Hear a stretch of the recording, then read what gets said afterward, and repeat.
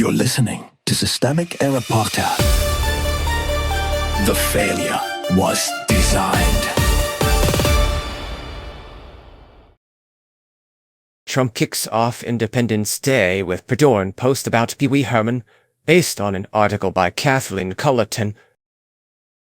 The president as late-night troll, power at the top. Donald Trump is not a commentator on the political system. He is the institutional center of it. When the president spends the early hours of the morning blasting out juvenile memes about sin, Jon Ossoff and Rep. James Talarico. That is not random internet noise. It is a display of executive power reduced to ego management, with the presidency itself used as a vehicle for personal humiliation.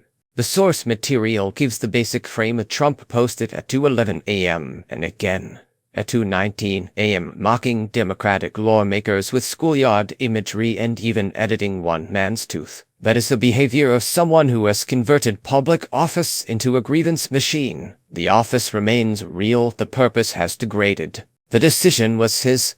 There is no mystery actor here and no hidden process to blame. Trump made the decision to do this. He chose the targets. He chose the hour. He chose to use his platform to degrade critics rather than govern. That matters because political language is often designed to blur authorship.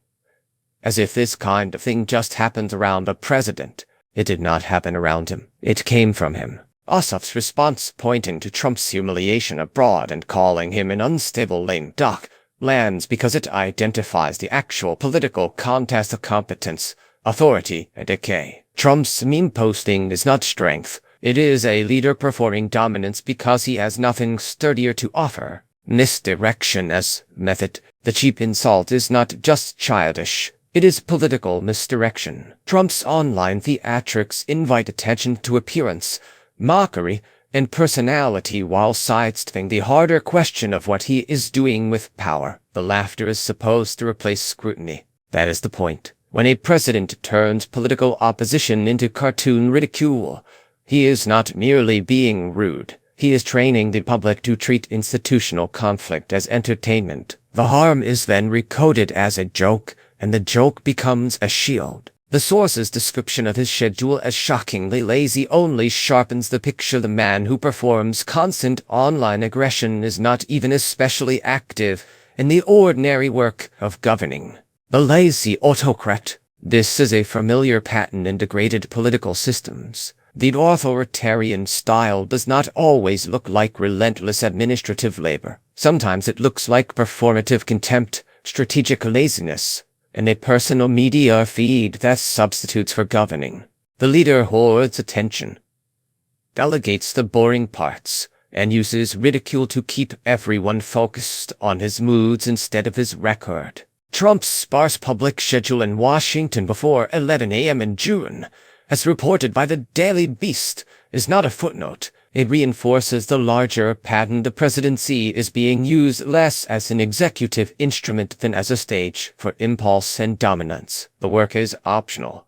The spectacle is mandatory. Democrats are the target because they block the slide.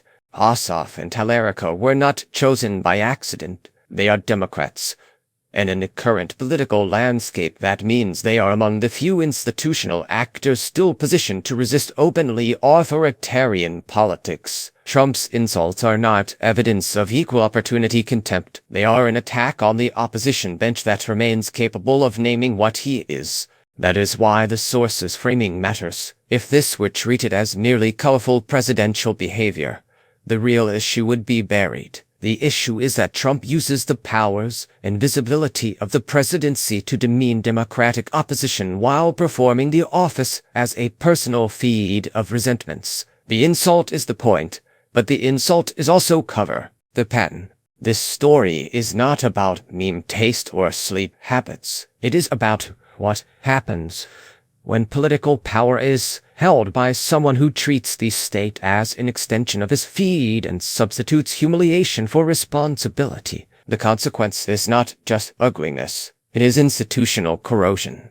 A democracy does not collapse only through dramatic coups or formal declarations. It also erodes when the people with the most power train the public to accept contempt, distraction, and unseriousness as normal. Trump's 2 a.m. mean spree is small only in form. In political meaning, it is the governing style, petty, evasive, and fundamentally hostile to democratic seriousness.